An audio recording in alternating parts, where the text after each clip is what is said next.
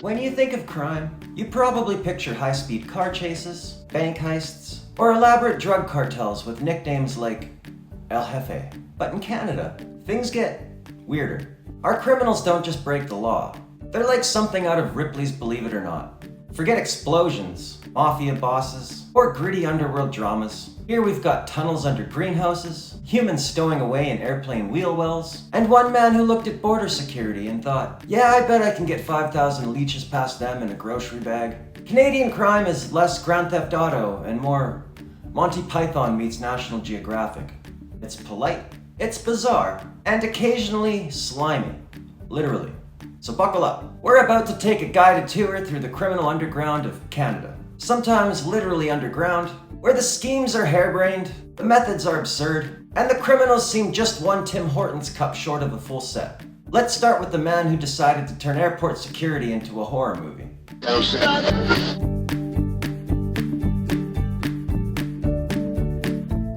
Some criminals rob banks, some smuggle drugs, some steal cars. Then there's Hippolyte Bourdanov, a man who looked at Canada's borders and said, you know what's totally inconspicuous? 5,000 leeches in a reusable grocery bag.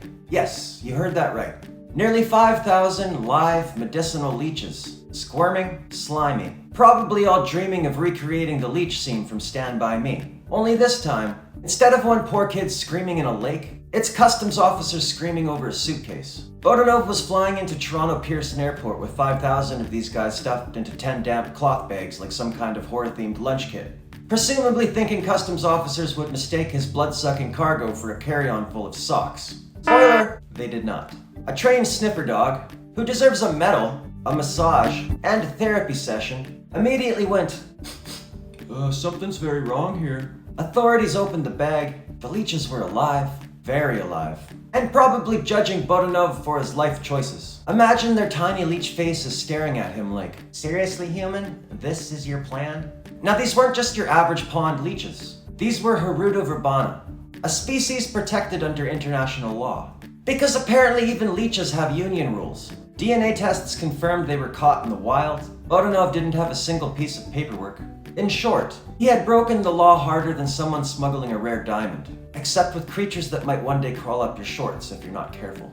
In May 2019, Bourdanov pled guilty and was fined $15,000. That's about $3 per leech. Which seems fair, because each one had a better airport experience than Bourdanov. They got a proper journey, maybe even a little legroom, and probably a complimentary snack of mild indignation from customs. He also received a 1-year ban from importing, exporting, or possessing protected wildlife, which probably hurt a little more than stepping on a Lego, if the Lego were alive and attached to your foot. This case is a true gem in Canada's Criminal Hall of Fame. What on earth was Bourdanov planning? Host the world's most terrifying sleepover? Maybe start a leech-themed Etsy shop? Or perhaps he thought he could corner the market on horror-themed biology kits. We may never know.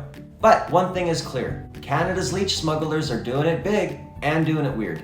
Bonus thought. Somewhere a motivational speaker is planning a seminar called, If Leeches Can Survive Airport Security, So Can You. The workbook will be $49.99 and come with the free stress ball shaped like a carry-on bag.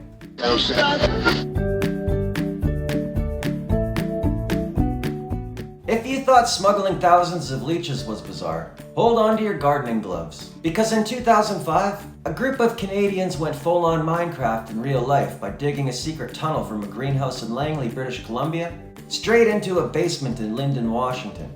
I guess they decided sneaking through border crossings in shady vans was too mainstream. Yep, a tunnel. Because if there's one thing Canadians love, it's polite nods to neighbors, organic tomatoes, and apparently, international drug smuggling. Picture it. Underground, a team of smugglers crawl through dirt, probably humming Stairway to Heaven, hauling packages from one country to the other, while above them, unsuspecting gardeners are planting basil. Hey honey, did you water the tomatoes? Yes, and I think there's a secret tunnel running under our feet. The smugglers, in their infinite wisdom, probably thought, who's gonna notice a few dozen suspicious dirt piles in a mysterious vent system leading under a greenhouse? As it turns out, border authorities are actually pretty observant people. Somehow they noticed unusual construction activities, suspicious soil mounds, and even overheard the smugglers bickering underground. Damn it, Larry, stop farting! There's no ventilation down here! Now here's the truly absurd part. This wasn't a high-tech James Bond operation with lasers, fingerprint scanners, or exploding drones. Nope. This was Canada. Friendly neighbors, polite waves, and a tunnel underneath the greenhouse. Authorities walked in and probably said something like, "Really? A greenhouse?" And the smugglers mid-shovel shrugged and said, "Not a bad idea, eh?" The irony is poetic. Above ground, cucumbers grow serenely in sunlight. Underground, illicit goods crawl through dirt tunnel like something out of Willy Wonka Criminal Edition. Only in Canada could a smuggling operation involve both horticulture and felonies, while somehow remaining almost charming. Bonus thought. The tunnel probably could have doubled as a very niche Airbnb experience. Spend a night in a subterranean smuggling tunnel. Complimentary cocaine and automatic weapons included. Even better, imagine the Yelp reviews. A little cramped, but cozy. Very earthy. Highly recommend if you like fresh cucumbers and a hint of adrenaline. Imagine the local greenhouse club meetings after the tunnel discovery. "I do declare, Gerald, I think the cucumbers are plotting against us." "Nonsense, Martha, it's probably just the tunnel."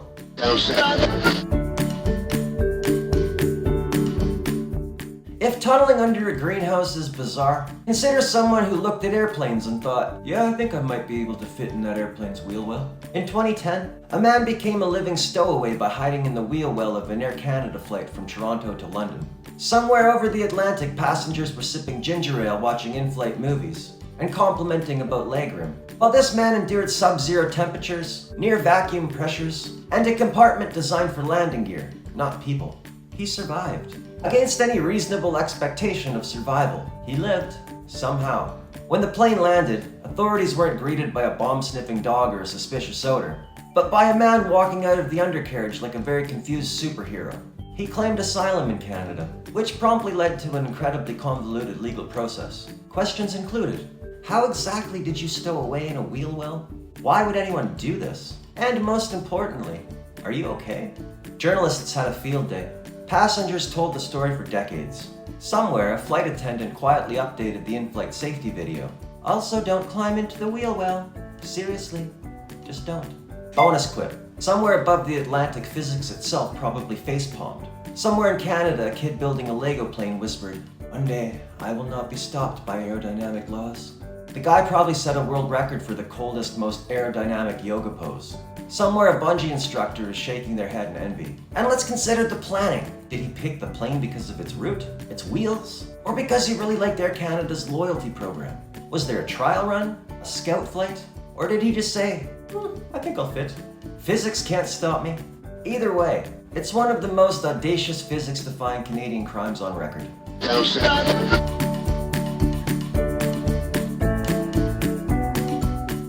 When you line up these three cases, the 1,000 leeches luggage fiasco, the greenhouse tunnel excavation, and the wheel well stowaway, you start to notice a pattern.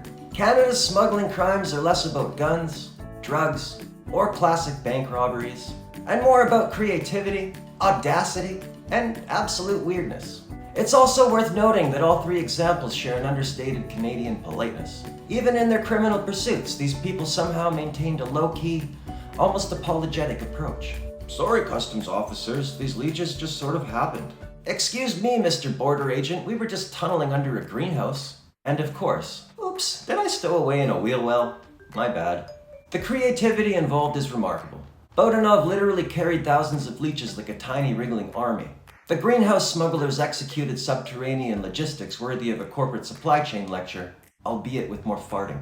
And the wheel well stowaway transformed a standard airplane component into a survival chamber for a human being. All of these acts show a mixture of desperation, ingenuity, and the kind of what could possibly go wrong thinking most people reserve for assembling IKEA furniture without instructions. If you're ever feeling clever, consider this. Someone somewhere in Canada is probably sketching the next great smuggling scheme with a doodle pad and a cup of Tim Hortons coffee thinking, "Yes, this will be perfect."